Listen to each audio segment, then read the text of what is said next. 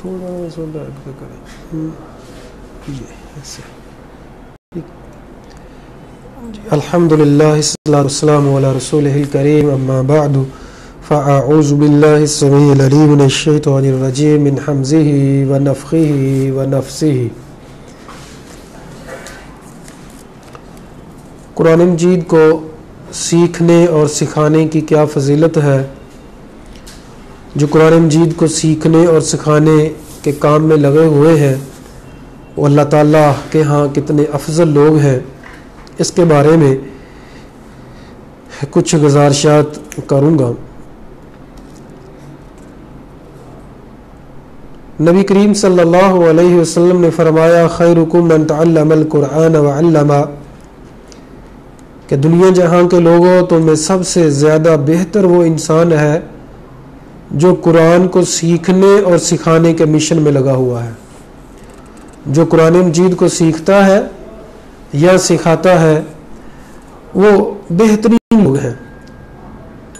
موجودہ زمانے میں جو ہر عقل مند انسان جس کوشش میں لگا ہوا ہے وہ ہے بہتری کی کوشش، بہتر بننا، بہترین بننے کی کوشش کرنا.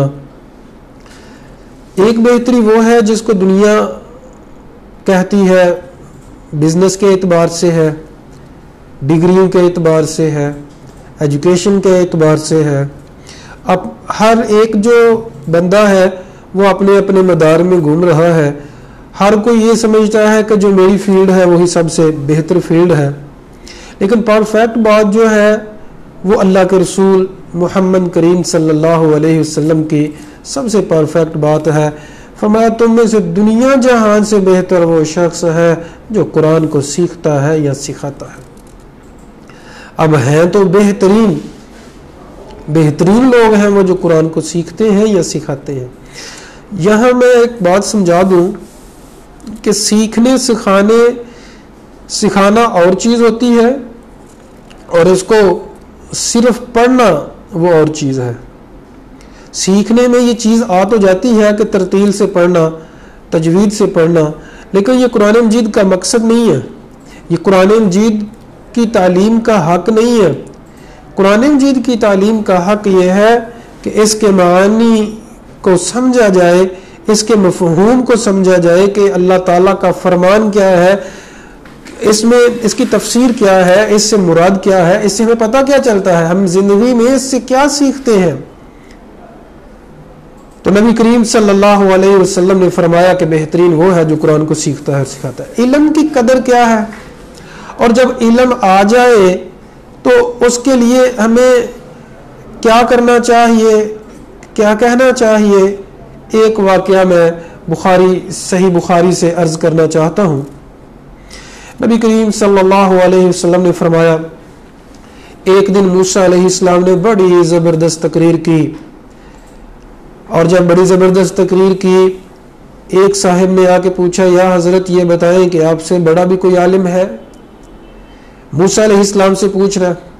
موسیٰ علیہ السلام کہتے ہیں کہ نہیں، مجھ سے بڑا کوئی عالم دین نہیں ہے.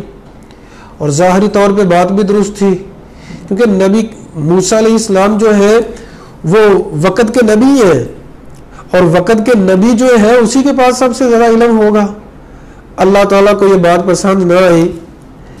اللہ تعالیٰ نے وحی کی اور کہا ہے موسیٰ مجھے تیری بات پسند نہیں آئی، تو نے علم کی نسبت اللہ کی طرف کیوں نہیں کی.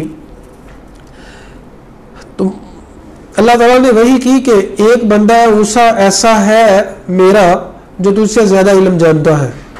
اب یہ دیکھیں علم کی قدر، وقت کے نبی ہیں اور کہا پتہ چلا کہ مجھ سے کوئی بہتر جاننے والا ہے. یہ نہیں کہا کہ مجھ سے بہتر کوئی ہو ہی نہیں سکتا، کہا اللہ ہے، ٹھیک ہے اللہ تو فرما رہا ہے تو یقین ہے، لیکن میں نے پھر اب اس سے علم حاصل کرنا ہے. سارے کام چھوڑ دیے، وقت کے نبی ہیں، سارے کام چھوڑ دیے اور علم حاصل کرنے کے لیے چل پڑے. یہ ہے علم کی قدر. پھر جب خضر علیہ السلام سے ملاقات ہوئی تو دریا میں سفر کر رہے ہیں. کچھ روایت میں الفاظ دریا کے ہیں، کچھ میں سمندر کے ہیں. تو کشتی میں بیٹھے ہوئے ہیں، ایک چڑیا آتی ہے، وہ پانی کا قطرہ لے کے اڑ جاتی ہے، منہ میں پانی کا قطرہ لیتی ہے اور اڑ جاتی ہے۔ خضر علیہ السلام نے موسیٰ علیہ السلام کو کہا ہے موسیٰ تیرا علم اور میرا علم اور ساری انسانیت کا علم اللہ کے علم کے مقابلے میں ایسے ہے جیسے اس چڑیا کو جو منہ میں قطرہ ہے، یہ دنیا کا اور جتنے بھی دنیا کے لوگ ہیں ان سب کا علم ہے، اور جو اس کے مقابلے میں سمندر ہے وہ اللہ کا علم ہے۔ اب دیکھیں کہاں قطرہ کہاں سمندر۔ تو ایک تو ہمیں اس واقعے سے، اس حدیث سے یہ نکلا کہ علم کی قدر کرنی چاہیے، علم سیکھنے کی جستجو کرنی چاہیے۔ علم جو ہے اگر ہم حاصل کرنے کے لیے توجہ کریں گے تو تب ہی علم آئے گا، لیکن اگر علم حاصل کرنے کی توجہ نہیں کریں گے تو علم نہیں آئے گا۔ موسیٰ علیہ السلام دیکھیں وقت کے نبی ہیں اور وہ علم حاصل کرنے کے لیے چل پڑے، اور پھر کہ سمندر کا ایک طرف ہے اور قطرہ ایک طرف ہے۔ اللہ اکبر کبیرہ، اس کو سمجھنے کی ضرورت ہے۔ جب ہم اس کو سمجھ جائیں گے نا تو تکبر ختم ہو جائے گا۔ اب تکبر کی کئی قسمیں ہیں، علم کا بھی تکبر ہوتا ہے۔ کئی لوگ کہتے ہیں جی جتنا علم میرے پاس ہے کسی کے پاس نہیں ہے۔ یہاں ڈگری کو انسان حاصل کر لیتا ہے، ماسٹر کر لیتا ہے، MBBS کر لیتا ہے، یا پھر وہ کسی سیٹ پہ آ جاتا ہے تو اس کے اندر تکبر آ جاتا ہے۔ بھائی تکبر اللہ کو پسند نہیں ہے۔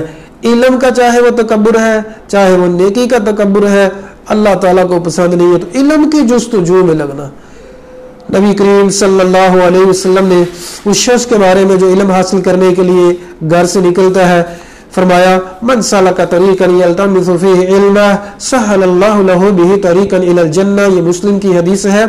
فرمایا جو اللہ کے راستے میں دین کا علم حاصل کرنے کے لیے نکل پڑتا ہے اللہ تعالیٰ اس کے لیے جنت کا راستہ آسان کر دیتا ہے۔ اللہ تعالیٰ قرآن مجید کا جو علم حاصل کرنے یا کرواتے ہیں، یعنی جو سیکھ رہے ہیں یا سکھا رہے ہیں، ان پر اللہ تعالیٰ 4 نعمتیں نازل کرتا ہے۔ ایک حدیث کے مطابق ان پر سکینت نازل ہوتی ہے، اور سکینت سے کیا مراد ہے؟ ان کو سکون ہوتا ہے۔ جیسے اللہ تعالیٰ فرماتے ہیں کہ جب کوئی فوت ہوتا ہے تو فرشتے اس کو کہتے ہیں یا ایتھا النفس المطمئنہ ارجعی الی ربک راضیۃ مرضیہ، راضی ہو رہتا ہے انسان کے دل کو سکون ہوتا ہے، اور یہ سکون جو ہے بہت ہی اہم چیز ہے۔ سکون، آج دیکھیں سکون کی تلاش میں جو لوگ مارے پھرتے ہیں، در کی ٹھوکریں کھا رہے ہیں، وہ سکون ہے۔ سب سے زیادہ جو میڈیسنز بن رہی ہیں وہ دلی سکون کی ہیں، چین کی ہیں، اور جو قرآن کی تلاوت کرتا ہے، سنتا سناتا ہے، سمجھتا سمجھاتا ہے، اللہ تعالیٰ اس کو دل کا سکون عطا فرما دیتا ہے۔ بہت بڑی نعمت ہے، اللہ تعالیٰ اس شخص کو دل کا سکون۔ تو بھائی اگر دل کا سکون چاہیے قرآن کی طرف آ جاؤ۔ تو دوسرا اللہ تعالیٰ جو انعام فرماتے ہیں وہ اللہ تعالیٰ کی رحمت جو ہے وہ اس شخص کو، اس مجلس کو ڈانپ لیتی ہے جس مجلس میں قرآن سیکھا سکھایا جاتا ہے۔ اب دیکھیں رحمت کی کیا اہمیت ہے۔ نبی کریم صلی اللہ علیہ وسلم نے فرمایا کوئی بھی بندہ اپنے اعمال سے جنت میں نہیں جا سکتا، اگر کوئی جنت میں جائے گا تو اللہ کی رحمت سے جنت میں جائے گا۔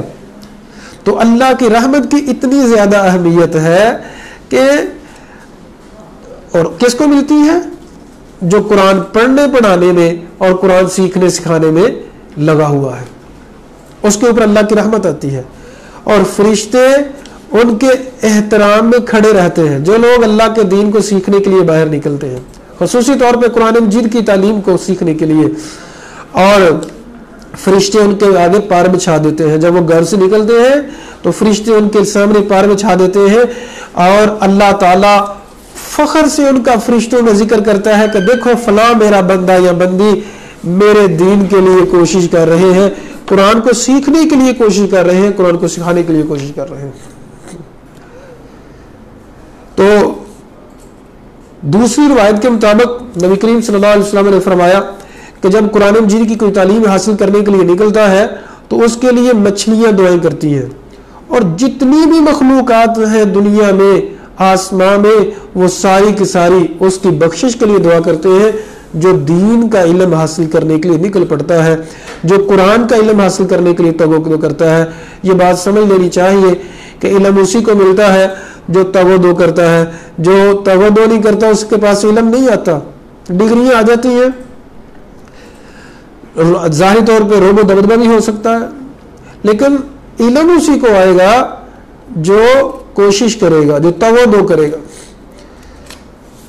تو قرآن مجید کا علم حاصل کرنے والوں سے فرشتے محبت کرتے ہیں، اللہ اکبر کبیرہ، ان سے فرشتے، اللہ، اللہ کے رسول اور جتنی بھی مخلوقات ہیں ان سے محبت کرتے ہیں۔ یہ طبرانی کی حدیث ہے۔ نبی کریم صلی اللہ علیہ وسلم نے جو شخص خصوصی طور پہ مسجد میں قرآن کو سیکھنے سکھانے کے لیے آتا ہے تو اس کے لیے فرمایا کہ ایک مکمل حج کا اس کو ثواب ملتا ہے۔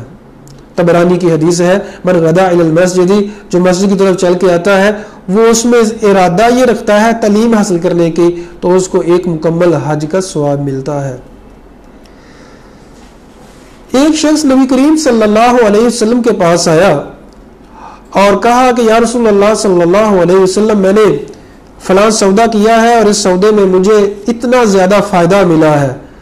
نبی کریم صلی اللہ علیہ وسلم نے فرمایا اگر تو قرآن مجید کی 10 آیات کو سیکھ لے تو اس اتنے بڑے فائدے سے یہ فائدہ بڑا ہے۔ تو دنیا کے سب فائدوں سے بڑا فائدہ عزیز سامعین یہ ہے کہ انسان قرآن مجید کی کوئی آیت سیکھ لے، قرآن مجید کی کوئی آیت سکھا دے۔ قرآن مجید میں اللہ تعالیٰ فرماتے ہیں هل يستوي الأعمى والبصير، کیا دیکھنے والا اور اندھا، یعنی جس کو نظر آتا ہے وہ اور جس کو نظر نہیں آتا، کیا وہ برابر ہو سکتے ہیں؟ اس کا جواب ہے نہیں، وہ برابر نہیں ہو سکتے۔ نبی کریم صلی اللہ علیہ وسلم نے فرمایا فضل العالم علی العابد کفضلی علی ادناکم، ایک عالم کی فضیلت ایک عابد پہ، یعنی جو علم حاصل کرتا ہے اس کی فضیلت جو بندگی کرتا ہے، عبادت کرتا ہے، ایسے ہی ہے جیسے میری فضیلت تم میں سے کسی سب سے ادنا شخص پہ ہے۔ اور دوسری روایت میں ہے کہ عالم کی فضیلت عابد پہ ایسے ہے جیسے سورج کی فضیلت جو ہے وہ ایک روایت میں سورج ہے، ایک میں ہے چاند کی فضیلت جیسے ہے ستاروں پہ، اتنی فضیلت ہے جو شخص علم حاصل کرتا ہے، ایک عالم ہے۔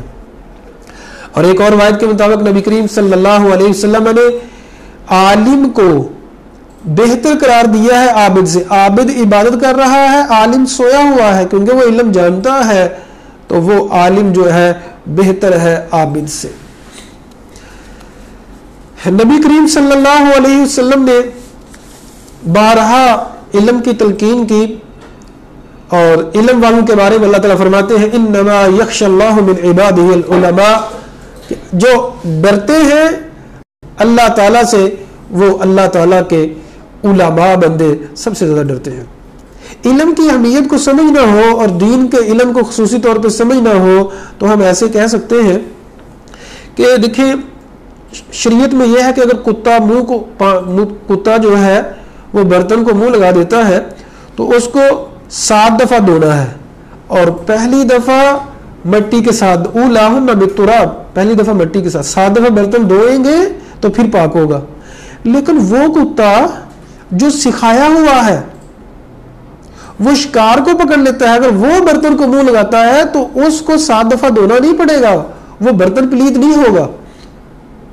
یہ ہے سیکھنے سکھانے کی فضیلت، اتنی زیادہ فضیلت ہے سیکھنے کی اور سکھانے کی، علم کی، کہ ایک کتا جو ہے وہ منہ لگاتا ہے منہ برتن کو اور وہ 7 دفعہ دھونا پڑتا ہے، لیکن دوسرا کتا جس کو سکھایا گیا ہے وہ منہ لگاتا ہے تو برتن پلید نہیں ہوتا، ایسے جیسے عام کتے کا برتن پلید ہے۔ تو عزیز سامعین، آئے بہترین لوگوں میں شامل ہوں، قرآن کو سیکھنے اور سکھانے کی صف میں شامل ہوں، اور ہم ایسے لوگوں میں شامل ہو جائیں جن کے اوپر اللہ تعالیٰ کی سکینت نازل ہوتی ہے، اللہ کی رحمت نازل ہوتی ہے، جن کو رحمت ڈھانپ لیتی ہے، جن سے فرشتے محبت کرتے ہیں اور جن کے لیے جو بھی آسمان میں زمین میں مخلوق ہے اس کے لیے دعا کرتے ہیں اور وہ بہترین لوگ ہیں. ہم ان لوگوں میں شامل ہوں, یا تو قرآن سیکھنے میں شامل ہوں یا قرآن سکھانے میں شامل ہوں. اللہ تعالیٰ سے دعا ہے اللہ تعالیٰ ہم سب کو اس فیلڈ کا, اس سسٹم کا حصہ بننے کی توفیق عطا فرمائے. قرآن کو سیکھنے اور سکھانے کی میں ہمیں شامل فرما لے. آمین ثم آمین. اقول قولی ھذا استغفر اللہ لی ولکم ولسائر المسلمین.